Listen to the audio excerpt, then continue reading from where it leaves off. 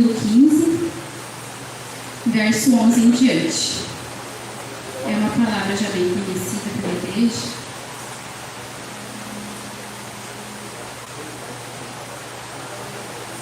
E a palavra do Senhor diz assim: a parábola do filho perdido. E Jesus disse ainda: um homem tinha 2 filhos. Certo dia, o mais moço disse ao pai: Pai, quero que o Senhor me dê agora a minha parte da herança. E o pai repartiu os bens entre os 2. Poucos dias depois, o filho mais moço ajuntou tudo que era seu e partiu para um país que ficava muito longe. Ali, viveu uma vida cheia de pecado e desperdiçou tudo que tinha. O rapaz já havia gastado tudo quando houve uma grande fome naquele país e ele começou a passar necessidade. Então, procurou um dos moradores daquela terra e pediu ajuda. Este o mandou para sua fazenda a fim de tratar os porcos. Ali, com fome, ele tinha vontade de comer o que os porcos comiam, mas ninguém lhe dava nada. Caindo em si, pensou: quantos trabalhadores do meu pai têm comida de sobra e eu estou aqui morrendo de fome? Vou voltar para a casa do meu pai e dizer: Pai, pequei contra Deus e contra o Senhor, e não mereço mais ser chamado de seu filho. Me aceite como um dos seus trabalhadores. Então saiu dali e voltou para a casa do pai. Quando o rapaz estava longe, o pai o avistou. E com muita pena do filho correu e o abraçou e beijou. E o filho disse: Pai, pequei contra Deus e contra o Senhor, e não mereço mais ser chamado de seu filho. Mas o pai ordenou aos empregados: depressa, tragam a melhor roupa e vistam ele. Ponham um anel no dedo dele e sandálias nos seus pés. Também tragam e matem um bezerro gordo. Vamos começar a festejar, porque este meu filho estava morto e viveu de novo. Estava perdido e foi achado. E começaram a festa. Enquanto isso, o filho mais velho estava no campo. Quando ele voltou e chegou perto de casa, ouviu a música e o barulho da dança. Então chamou o empregado e perguntou: o que é que está acontecendo? O empregado respondeu: o seu irmão voltou para casa vivo e com saúde. Por isso seu pai mandou matar o bezerro gordo. O filho mais velho ficou zangado e não quis entrar. Então o pai veio para fora e insistiu com ele para que entrasse. Mas ele respondeu: faz tantos anos que trabalho como escravo para o Senhor e nunca desobedeci uma ordem sua. Mesmo assim, o Senhor nunca me deu nem ao menos um cabrito para eu fazer uma festa com os meus amigos. Porém, esse seu filho desperdiçou tudo que era do Senhor, gastando dinheiro com prostitutas. E agora ele volta e o Senhor manda matar o bezerro gordo. Então o pai respondeu: meu filho, você está sempre comigo e tudo que é meu é seu. Mas era preciso fazer essa festa para mostrar a nossa alegria, pois este seu irmão estava morto e viveu de novo. Estava perdido e foi achado. Glória a Deus. A igreja pode sentar, fica à vontade.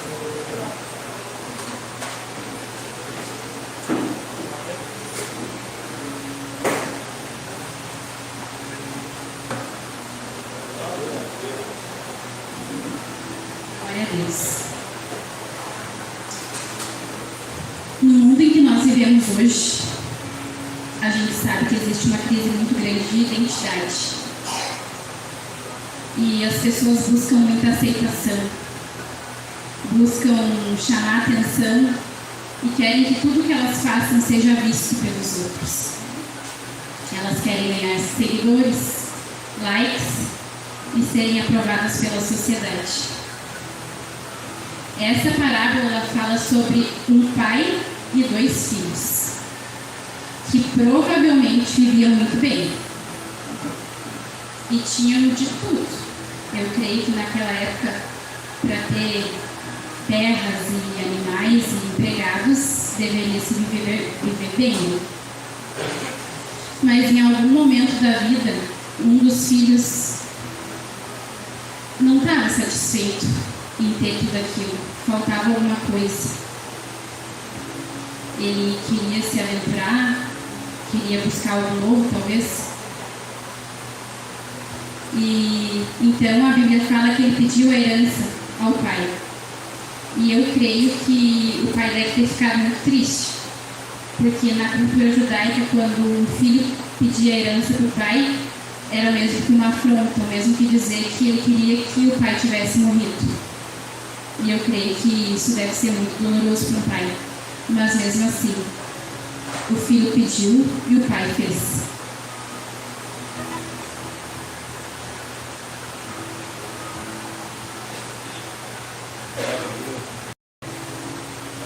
Do outro lado, vemos um outro filho, trabalhador, obediente,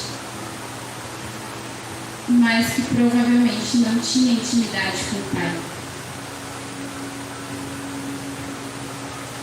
Lucas 15:29, ele fala assim: faz tantos anos que trabalho como um escravo para o Senhor e nunca desobedeci uma ordem sua. Mesmo assim, o Senhor nunca me deu nem ao menos um cabrito para fazer uma festa com os meus amigos. Ele não tinha intimidade suficiente com o pai, eu creio, para se achar indigno, para se achar menos que o irmão. E isso é triste, porque muitas pessoas, mesmo tendo pai, se vitimizam com um espírito de orfandade. Muitas pessoas têm os pais vivos, mas não considera, por algum motivo ou por outro. E esse filho, eu creio que ele não tinha intimidade suficiente para saber quem ele era no pai. E quando a gente se deixa levar por esse sentimento, a gente fica preso. Levamos o ministério como um trabalho, não com amor. E esse sentimento vai crescendo dentro da gente e vai corroendo o nosso ser. E nos afasta do verdadeiro propósito, que é ser filho. Deus, ele é o nosso Pai. Eu sou grata a Deus pelo meu pai, pela vida dele. Creio que muitos aqui são, a maioria talvez, mas com todo respeito, pai, eu creio que Deus é um pai muito melhor do que qualquer pai. E identidade gera segurança, porque quando nós sabemos quem somos em Cristo, não precisamos engrandecer o nosso ego para se sentir melhor. Não precisamos buscar a aprovação das pessoas para se sentir melhor. Só precisamos confiar e obedecer na vontade do Pai. A orfandade, ela traz a pessoa que se sente como vítima. Muita gente se compara e pensa assim: os outros vivem melhor que eu. Olha lá, eles conseguiram antes que eu. Eu nunca vou conseguir. A orfandade, ela faz a pessoa se vitimizar e se menosprezar. Traz a comparação, traz a avareza e muitas vezes a ansiedade. Porque quando a gente não tem certeza sobre quem é o nosso Pai, a gente preocupa com o depois, com o amanhã, com o depois de amanhã e assim por diante. E isso é muito triste, porque Deus, ele entregou o único Filho para que nós pudéssemos ter a vida eterna. E ainda assim, nas aflições da vida, às vezes a gente esquece de quem é o nosso Pai. Às vezes a gente frustra com o pai físico, carnal, ou com pessoas da igreja e coloca a culpa em Deus. Mas eu volto a repetir: Deus é um pai muito melhor do que qualquer outro pai. Aleluia. Louvado seja o nome de Jesus. Glória a Deus.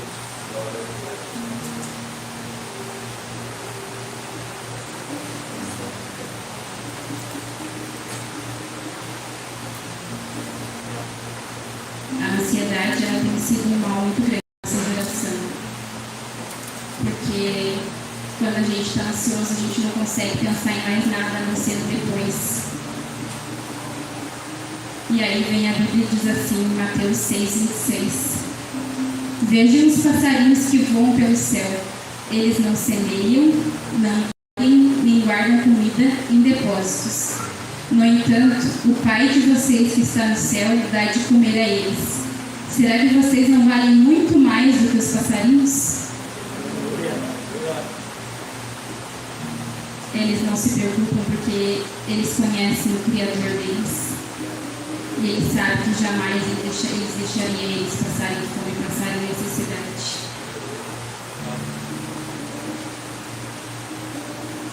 Não é sobre tempo de igreja, tempo de congregar.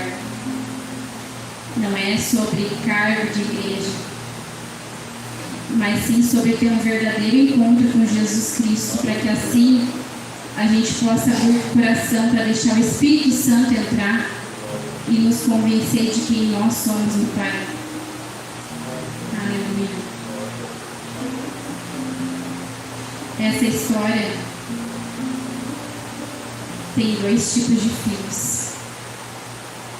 Aquele filho que trabalha como escravo, que obedece, mas não sabe quem é o pai. Ele está em casa, mas ele está perdido porque ele não sabe quem ele é. E existe o outro tipo de filho, aquele que se perdeu, que vagou, que sofreu e não encontrou o que procurava lá fora. Mas ele lembrou do Pai, voltou arrependido e com o coração quebrantado, disposto a se humilhar para poder ter o mínimo do Pai. Os dois filhos estavam perdidos, um dentro da casa e o outro no mundo afora. Mas a diferença entre eles é que um se arrependeu. Ele fez tudo errado. Gastou dinheiro com prostituição, com drogas talvez da época, com bebedeira, com balada, com o que fosse. Tudo que não é de Deus. Mas em um momento de reflexão ele parou. E ele conseguiu lembrar da casa do Pai. Nada substitui o lugar do Pai da nossa vida. Nada e nem ninguém. Existe só um tipo de Pai que ama, que perdoa e que está sempre de braços abertos para nos receber. Graças a Deus eu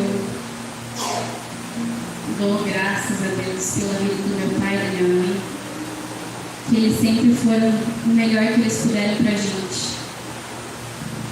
Mas quando a gente aprontava um pouquinho, eles passavam laço. Ficava de castigo, vinha correção, às vezes ficava bravo, com raiva. Mas o Pai que está no céu, Ele nunca vai ficar com raiva da gente. Mesmo a gente pecando, mesmo a gente se afastando, mesmo a gente às vezes vivendo loucamente, tentando procurar alguma coisa que para preencher um vazio que nada preenche. O nosso Pai do céu, Ele vai estar sempre de braços abertos, disposto a nos receber quantas vezes for necessário.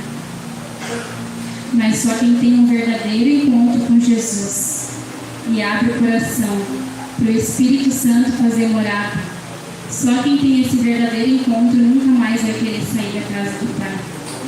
Nunca mais vai querer deixar de ser morada do Espírito Santo. E nós, enquanto igreja, nós precisamos buscar, voltar à essência da adoração, voltar à vontade do Pai, nos consagrarmos mais, buscarmos mais a vontade do Senhor para a nossa vida, importar menos com o que o outro fala, julgar menos, amar mais e focar em Cristo Jesus. Aleluia. Louvado é o teu nome, Jesus. Em Mateus 7:11, a Bíblia nos diz assim: vocês, mesmo sendo maus, sabem dar coisas boas aos seus filhos. Quanto mais o Pai de vocês, que está no céu, dará coisas boas aos que lhe pedirem. Peçam e receberão. Não sou eu que digo, é a Bíblia. Peçam e receberão. Porque o Pai que está no céu, Ele nunca nos abandona. E a Bíblia fala que os planos dele para nós são muito maiores do que pedimos ou pensamos. Louvado é o teu nome, Jesus. Exaltado é o teu nome, Jesus. Obrigada por tudo. Sabe, igreja, a gente está num tempo onde a gente tem que parar de limitar a vontade de Deus em nós por causa da vergonha. A vergonha tem travado muitas pessoas. E a Bíblia fala que quem se envergonhar do nome do Senhor, ele vai se envergonhar lá no fim. A gente não pode deixar a vergonha nos parar, o medo nos parar. Se Deus colocou algo no nosso coração, então que a gente faça, mesmo que doa, mesmo que seja estranho. Se é de Deus, vai ser bênção. A gente não está aqui nessa terra à toa. A gente não está aqui nessa terra para agradar ninguém, mas sim somente o Pai do céu. Somente o Pai do céu. Que a gente possa exaltar o nome do Senhor sem ter vergonha do que o outro do lado vai pensar. E que isso não seja só uma atitude, mas um estilo de vida. Que onde nós estivermos, a gente possa sim fazer a vontade do Pai. Porque como a Joana pregou na semana passada, a vontade do Pai é boa, perfeita e agradável. Mesmo que a gente não entenda. Mesmo que a gente não entenda, mesmo que doa, é sobre confiar e obedecer. Porque a nossa maior glória não vai ser aqui, mas na segunda casa que o Senhor foi preparar para a gente, né? Aleluia. Louvado é o teu nome, Jesus. Eu quero pedir para os irmãos já se colocarem e eu vou dar um breve testemunho de vida. Eu não fui criada dentro da igreja evangélica. Até os meus 14 anos eu frequentava a igreja católica e ia. Mas do lado de onde o pai trabalhava tinha uma igreja. E eu achava tão legal que naquela igreja eles faziam umas rezas tão diferentes. Quando eu ia na igreja católica, eu dificilmente conseguia me concentrar, porque normalmente sentava nos bancos lá de trás, e aí tinha uma galera junto e sempre tinha diálogo, conversa, e era sempre a mesma rotina. A gente chegava lá e já sabia que o que ia ter na missa ia ser aquilo que estava no folhetim e nada além. Não tinha explicação, não tinha aquele fogo, aquele frio, aquele arrepio, não tinha. E graças a Deus algo tocou na vida do pai para ele começar a ir na época escondido da mãe na igreja. Que a mãe não gostava de crente.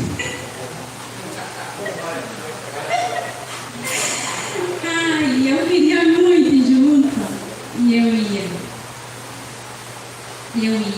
E quando eles rezavam, dava um frio e um calor ao mesmo tempo. E algo diferente dentro de mim começou a mudar e eu comecei a querer mais daquilo também. Eu descobri que eu não sabia orar. Eu não sabia nem que tinha diferença entre reza e oração. Eu não sabia de nada disso, mas eu achava legal. E o Senhor foi trabalhando isso dentro de mim. E aí, um tempo depois, graças a Deus, o pai se batizou. E foi custoso, foi muito lutado, porque tinha muita briga, tinha muita afronta em relação à religiosidade. Mas graças a Deus o Senhor Jesus tratou tudo isso. E aí a gente começou a congregar aqui na igreja. E o tio Lori começou a dizer: quando é que vai cantar? Vamos cantar. Nem sabia cantar. Não sabia nada. Até hoje eu não sei, só estou pela graça. E ele começou a me incentivar, e o pessoal da igreja era tão receptivo, eles iam na porta, eles falavam: paz esteja contigo, seja bem-vindo. Era tão diferente aquele acolhimento. E a gente foi se envolvendo com as coisas de Deus, e o Senhor mudou a nossa história. Só que por um momento, por motivos, eu saí da igreja e um pouco também da presença de Deus, e eu fui muito julgada por isso. Doeu muito.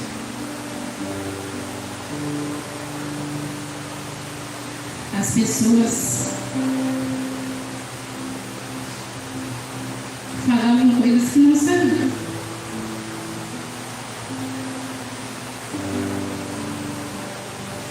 E eu não tinha força para voltar.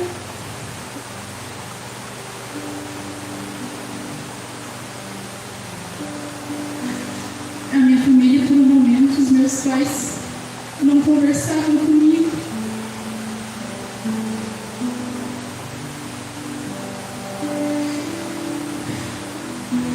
E eu me sentia longe de todo mundo.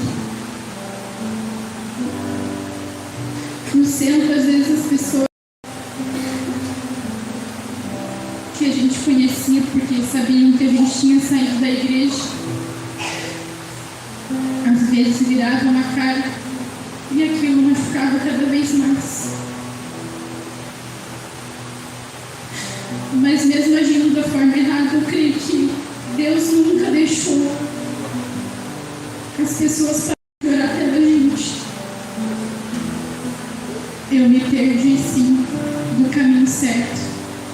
Eu nunca perdi o temor, eu nunca fui muito vida louca. Eu sempre gostei do mais certinho.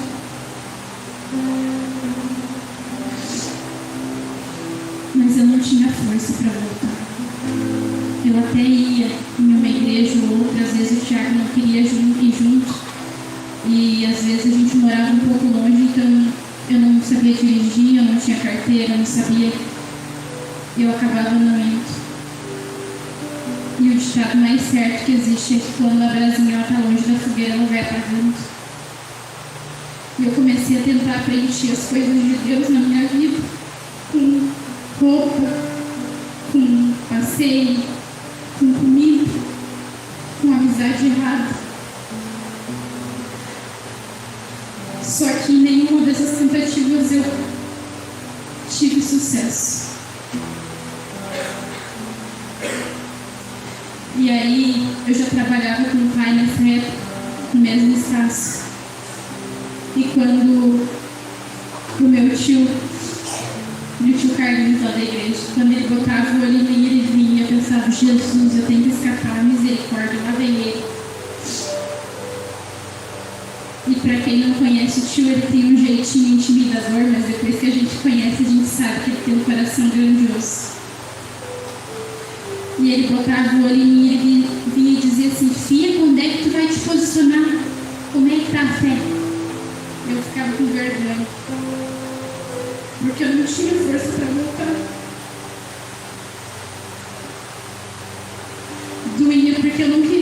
vivendo o que eu vivi, mas eu não conseguia voltar.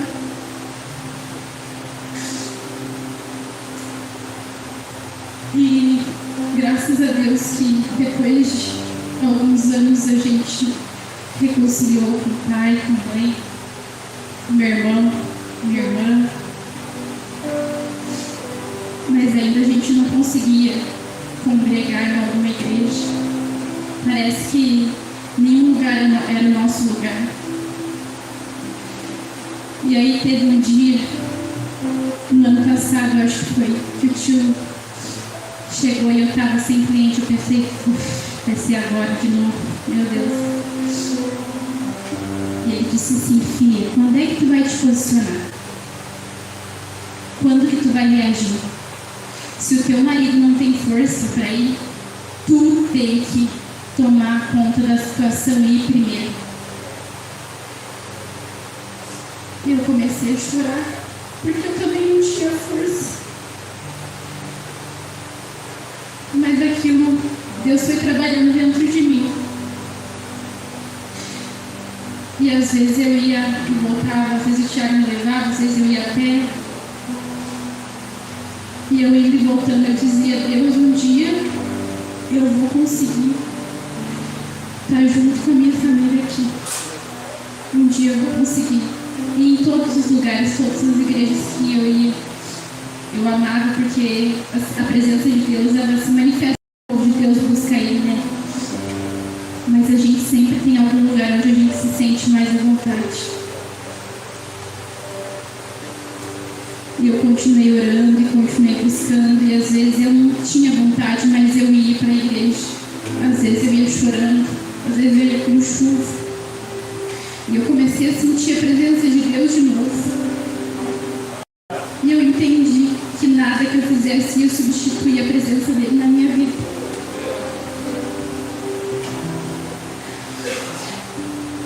E um dia o Thiago olhou para mim e disse assim: a gente veio visitar a igreja aqui.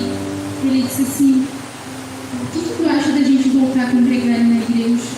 E eu olhei para ele e fiquei sem reação. Porque às vezes aquilo que a gente ora tanto, quando aquilo chega, a gente pensa: meu Deus. E parecia tão impossível, parecia tão difícil. Mas eu entendi que Deus, Ele permite situações para nos moldar, para trabalhar em nós. E apesar de ter sido doloroso, graças a Deus houve perdão, houve reconciliação. E para a honra e glória do Senhor Jesus, hoje eu e minha casa serviremos ao Senhor. Aleluia.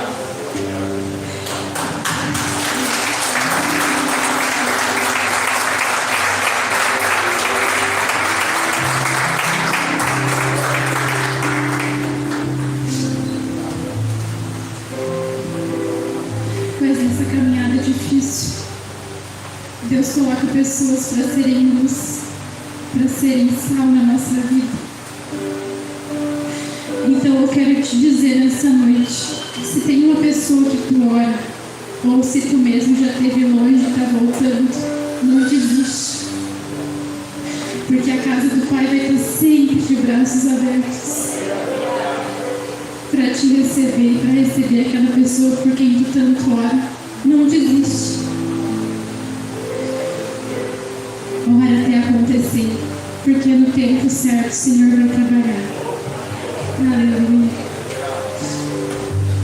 Aleluia, Jesus.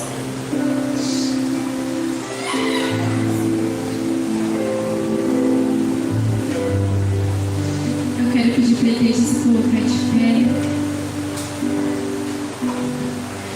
Quero convidar vocês a fecharem os seus olhos e se concentrarem no Pai do céu.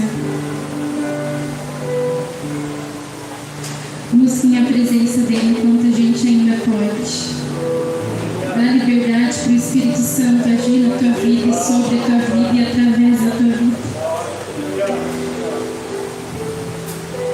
Sim. Eu vaguei mundo afora, mas eu não encontrei o que eu tenho agora, que é a presença do Senhor Jesus. E eu creio que essa é a história de vários aqui dentro, porque nada nem ninguém vai substituir a presença do Senhor Jesus na nossa vida. Aleluia.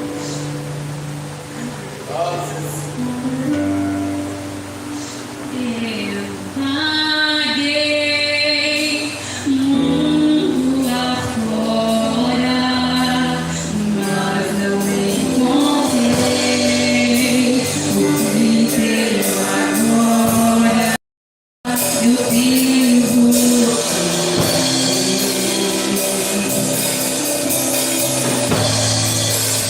Só tenho você.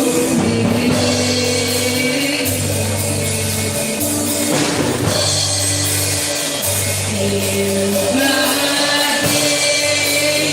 mundo afora, encontrei o que tenho agora. Eu tenho